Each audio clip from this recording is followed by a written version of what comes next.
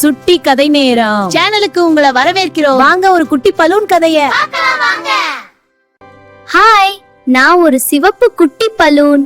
அடடா, நீ பேசுறியா? இது ஒரு பிறந்தநாள் வீடு. எல்லா பலூன்களும் மேல மேல பறக்குது. ஆனா நான் மட்டும் கீழே தான் இருக்கேன். எனக்கும் மேல போகணும். ஆனா வெடிச்சிடுவேணும்னு ரொம்ப பயமா இருக்கு.